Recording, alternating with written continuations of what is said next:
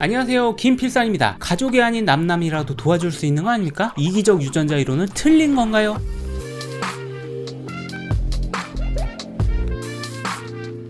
리처드 도킨스의 이기적 유전자라는 책의 제목만 보고 많은 사람들이 심각하게 오해하고 있습니다. 이기적 유전자라고요?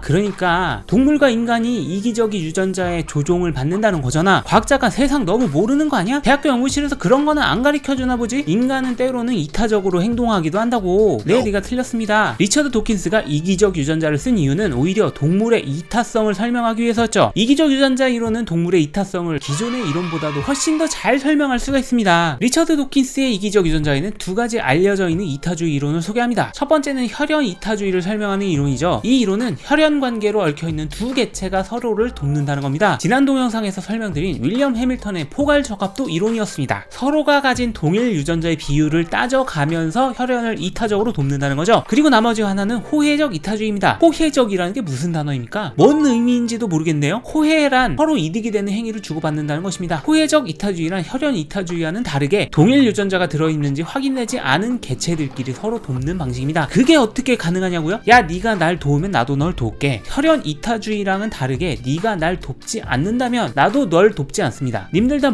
여기서 뭔가 불안감이 느껴지지 않나요? 그 불안감이란 이런 거 아닙니까? 이 새끼 띵겨 먹으면 어떡하지? 이 새끼 완전 남남인데 어떻게 믿냐? 그렇습니다. 호혜적 이타주의의 가장 큰 문제점은 띵겨 먹기가 가능한 구조라는 겁니다. 이제부터 이 띵겨 먹기, 배신의 위험에서 우리는 남을 어떻게 돕게 진화하였는가를 설명하는 이론을 말씀드릴 차례군요. 진화적으로 안정된 전략, 즉 ESS를 기억하십니까? 또다시 게임 이론을 적용한 진화입니다.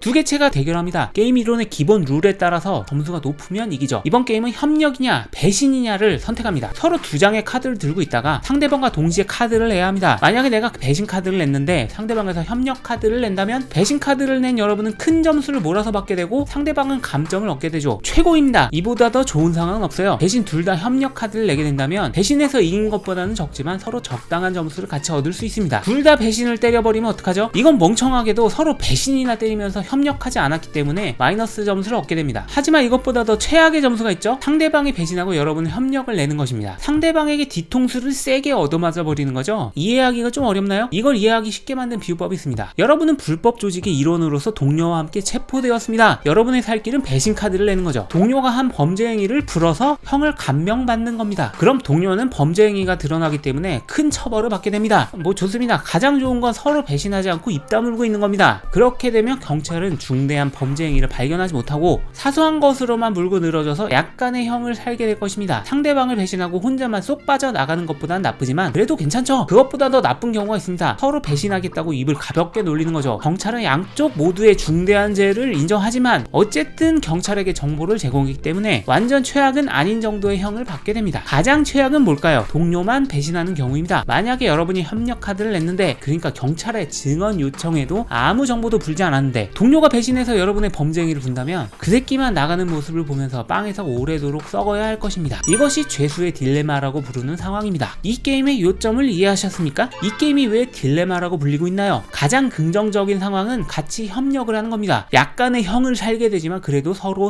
좋은 거죠. 근데 우리는 한 가지의 유혹에 휘말립니다. 바로 배신 카드죠. 만약 동료가 순진하게도 협력이 가장 좋은 거라고 생각해서 협력을 내게 된다면 여러분은 배신을 때리고 여러분만 살아나갈 수 있습니다. 상호 협력 상황보다는 여러분한테 훨씬 좋은 거죠. 대신 동료는 나락으로 떨어질 테지만 뭐 어때요? 그 새끼는 원래 쓰레기 새끼였습니다. 원래 배신할 수 있었던 놈이었죠. 그렇지 않나요? 그렇게 여러분은 배신의 달콤한 유혹에 휘말립니다. 아니, 그런데 이럴 수가! 동료 또한 여러분과 같은 생각을 했습니다. 동료도 여러분이 협력 카드를 낼 거라고 예상했던 거죠. 제가 뭐라 그랬어요? 배신할 수 있는 쓰레기 새끼라고 했죠. 결국 둘 다 배신 카드를 냅니다. 미리 그놈을 배신해서 다행이었습니다. 혼자서만 배신당해서 최악의 형기를 사는 것보다는 나은 거죠. 그래도 둘 다 배신을 때려서 꽤 오래 형기를 살아야 하는 안타까운 일이 일어나게 됩니다. 어떤가요? 혈연 상황이 아닐 때는 상호 호혜, 그러니까 함께 협력하는 상황은 절대로 일어나지 않을 것만 같군요. 협력을 원하는 이타적인 개체는 배신자에게 된통 당해버리고 맙니다. 우리가 아무리 이타적으로 협력하고 싶더라도 언제나 배신 카드의 유혹은 도사리고 있습니다. 이타적인 협력 카드를 냈는데 상대방은 배신 카드를 냈을 때 잃어버릴 게 너무나 치명적이죠. 우리는 언제나 배신 카드만을 낼 수밖에 없습니다. 협력 카드가 최상이라는 걸 아는 상황에서도 말이죠. 그래서 최선의 선택은 상호 협력이지만 결국 선택되는 것은 상호 배신입니다. 그렇기 때문에 죄수의 딜레마라고 부르는 것입니다. 이 결과는 놀랍게도 수학적으로 증명되었습니다. 게임 이론을 발전시킨 검투사 출신 수학자 존 내시는 협력이 아닌 상호 배신 카드를 선택하는 이 상황이 필연적으로 도달하는 균형점이라는 것을 증명했습니다. 존 내시는 이 내시 균형 이론으로 노벨 경제학상을 받았습니다.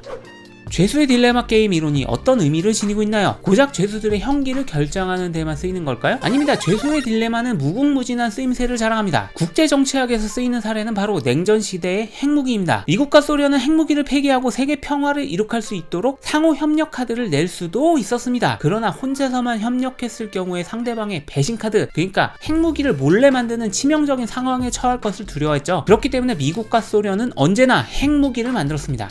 국제정치학뿐만이 아닙니다. 인간 사회에서도 폭넓게 적용할 수 있는 이론이죠. 우리는 코로나 사태에서 언제나 죄수의 딜레마 상황을 접합니다. 모두가 협력해서 2주간 자가격리를 한다면 코로나19는 금방 잡을 수 있지 않았을까요? 그러나 언제나 배신하는 사람들이 나왔죠. 마스크를 안 쓰고 모여서 떠들고 밤낮 늦게 놀러다니고 자가격리를 이탈하는 사람들이요. 이럴 때 착실하게 말 잘 듣고 집에서 사회적 거리두기를 시행하고 있는 사람, 즉 협력 카드를 낸 사람은 시키는 거 다 하고도 사회적으로 코로나가 퍼져버린 최악의 배신을 감수하고 있는 사람이라고 할 수 있습니다. 역사적으로도 엄청나게 유명한 죄수의 딜레마 사례가 있습니다. 삼국지의 조조는 여백사라는 사람이 배신하는 줄 알고 칼로 베어버렸습니다. 그러나 여백사는 조조에게 대접하려고 돼지를 잡는 중이었죠. 그때 조조가 뭐라 그랬나요? 내가 천하를 배신할지언정 천하가 나를 배신할 수는 없다. 정말로 죄수의 딜레마 상황에 잘 들어맞는 문구가 아닐 수 없습니다. 진화생물학으로 다시 돌아가 보겠습니다. 우리는 이타성이 어떻게 진화하는지를 살펴보고 있는 중이었습니다. 그런데 죄수의 딜레마에 따르면 이타성이 진화할 수 없을 것처럼 보이네요. 협력하는 유전자는 진화할 수 없고 상호 배신만 때려버리는 이기적인 유전자만이 살아남아 진화하는 건가요? 리처드 도킨스 역시 틀린 거 아닌가요? 앞에서 제가 뭐라 그랬죠? 리처드 도킨스가 이기적 유전자를 쓴 이유는 이타성의 진화를 설명하기 위함이었다고 했습니다. 이제 다음 동영상에서 죄수의 딜레마를 이용해서 이타성을 설명하는 방법, 반복 죄수의 딜레마에 대해서 말씀드릴 시간이네요. 좋아요와 구독을 눌러주시고 이기적 유전자를 계속해서 시청해주시기 바랍니다. 감사합니다. 김필상이었습니다.